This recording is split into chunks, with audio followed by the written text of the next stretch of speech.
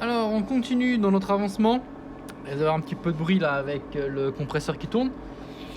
Donc là on va aller sur un tuto slash, comme j'avais dit, ça sera plutôt un tuto plus qu'un work in progress.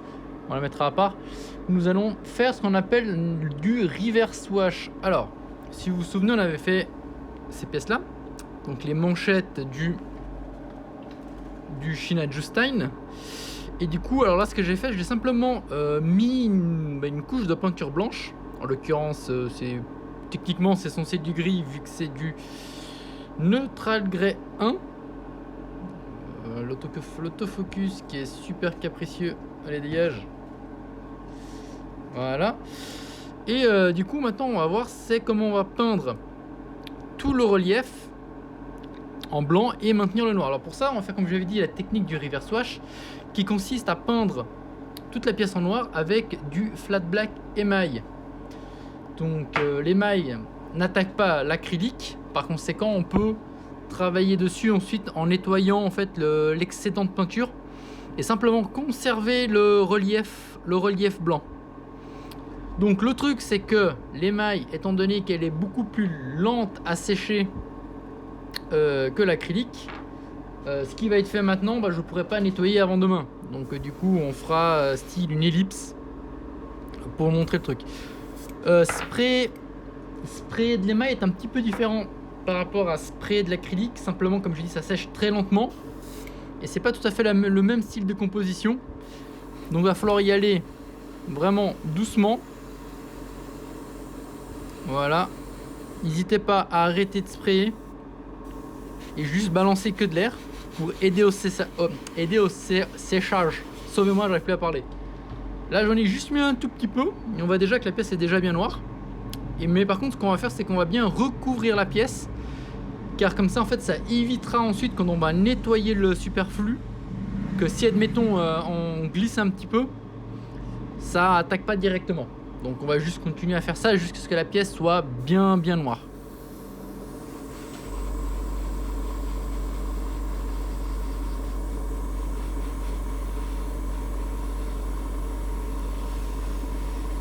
Ouais, je sais, il y a le tremblement de terre, mais ça, j'y peux rien. J'y n'y peux malheureusement pas grand chose. M'en excuserai d'avance.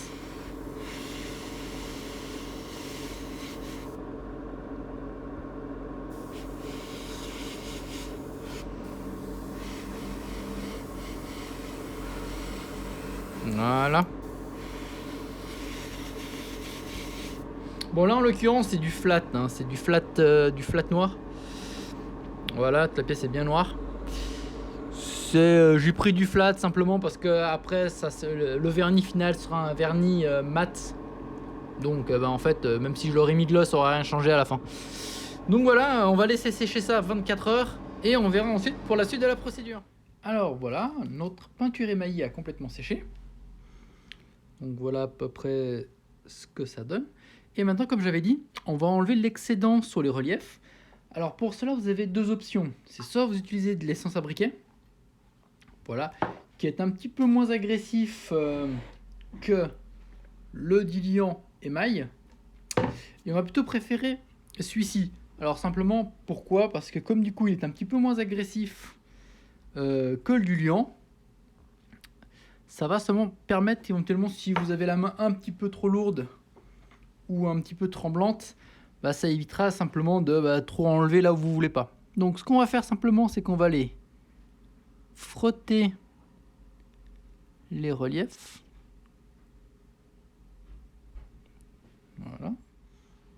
Voilà, on va juste continuer jusqu'à ce que ça parte. Voilà, on remet un petit peu. On remet un petit peu d'essence. Voilà. C'est un peu plus long.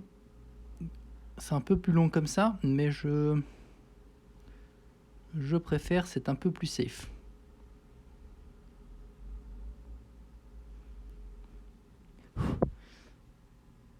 Bon, ça prend pas mal de temps, donc on va plutôt opter pour la deuxième option. On va utiliser du coup le diluant. Voilà, on enlève un petit peu l'excédent. c'est un fail avec l'essence.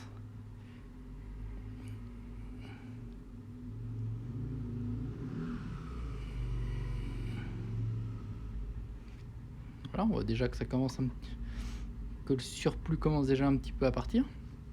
Et on va faire ça. Et on va faire ça jusqu'à ce qu'il n'y ait plus rien sur le relief. Voilà, on a déjà enlevé pas mal. Hein. Vous voyez déjà ce que ça donne. C'est un petit peu plus long car j'en ai quand même mis beaucoup. Car je voulais justement éviter de trop déraper. On peut voir que le rendu est déjà vraiment très chouette. Et ça justement c'est ce qu'on appelle justement la technique de reverse wash. Donc il faut quand même être assez patient.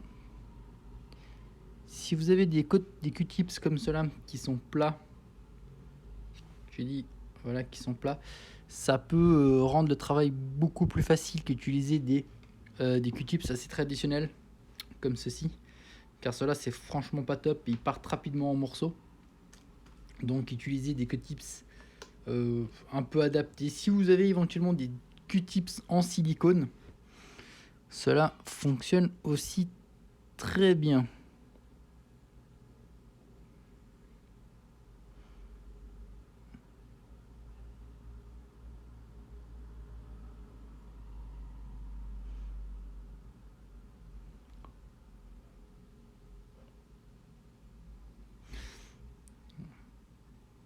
Voilà.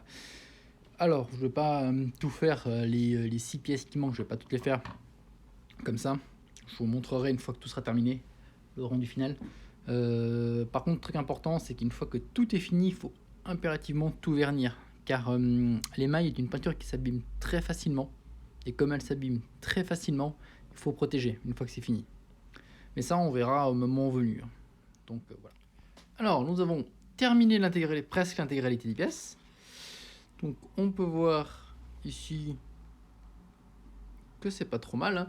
Il y a des petites marques par-ci par-là, mais une fois que ça sera verni, on verra plus rien. Voilà. C'est un peu plus joli hein, que laisser cet immonde sticker. Voilà, hein, toutes ces petites marques comme ça qu'on voit là un petit peu, c'est simplement parce que c'est un petit peu glissé, mais une fois que ça sera verni, ça se verra plus du tout.